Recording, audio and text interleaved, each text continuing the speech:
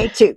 Okay, good morning, everybody. It is the lovely Paulette Eccleston with Heather today, and she has a new project that she's going to show us. What we did, or what Heather did, had this great idea. I'm going to give you a piece of challenge fabric, Paulette, and you have to do something with it. And to really make things difficult, it can't be too big. You make something a little bit smaller. Paulette always makes massive quilts, okay? So showed her the fabric. She was a little startled. And then she had a month to come up with an idea, make the project, and bring it in. So here we go. Paulette, take it away.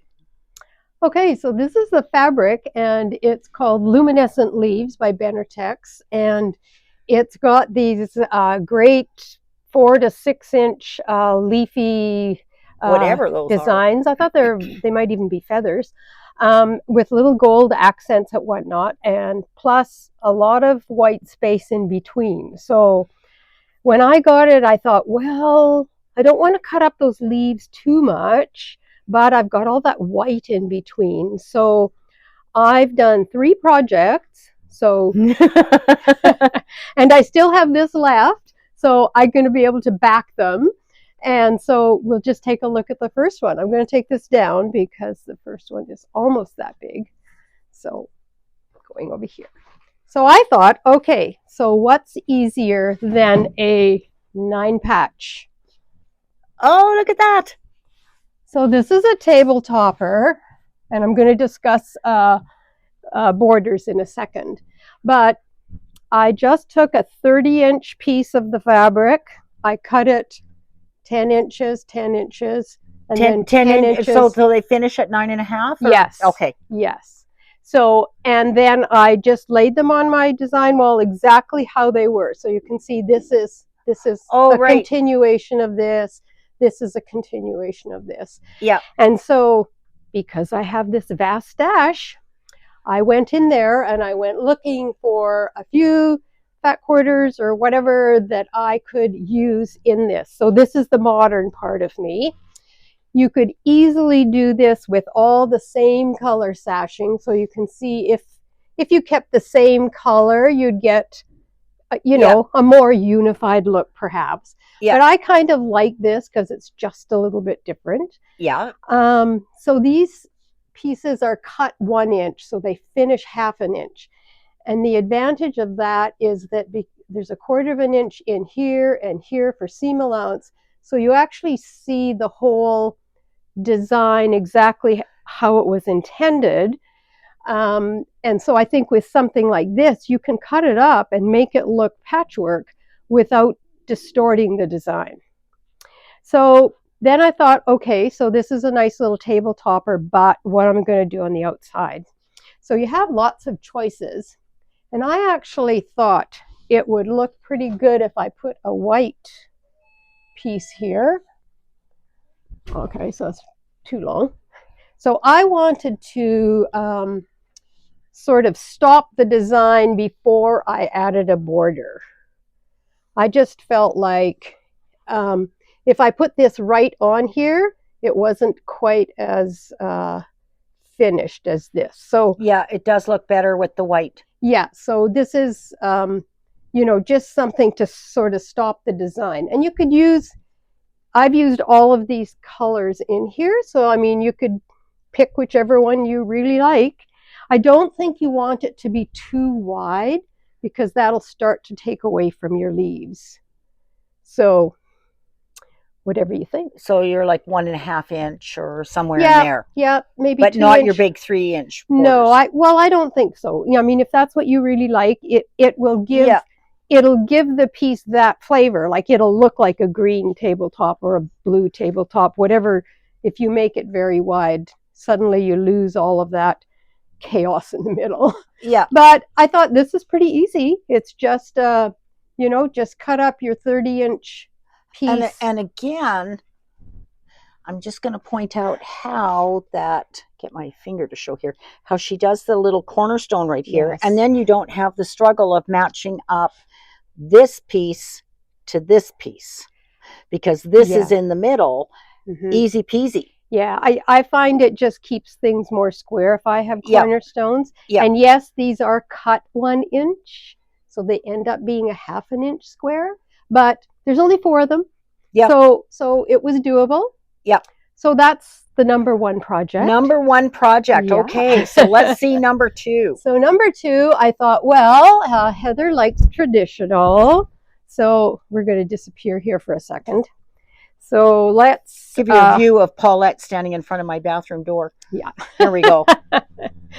And so I thought, okay, let's add some traditional blocks to this swath of fabric without, Ooh, I like that. Without cutting up the fabric. Again, I didn't cut the fabric this time because I wanted to see all those leaves, but I added some traditional blocks, flying geese here, because although this is called luminescent leaves, they seemed like feathers to me when I was working with them, just because they're a little bit frilly and fringed and that. So I thought, well, the geese would be great with that. And then I have a breaking piece in here that's cut, I believe it's cut 1.5 inches. It is in the instructions. I love the yellow in the border in the flying geese. I really like that yellow. Yes, I had fun trying to pick yellows out of my stash that were this goldy color. So that actually is a yellow with little orange flowers on it, but it gives that really nice goldy color. I really like that one. Yeah.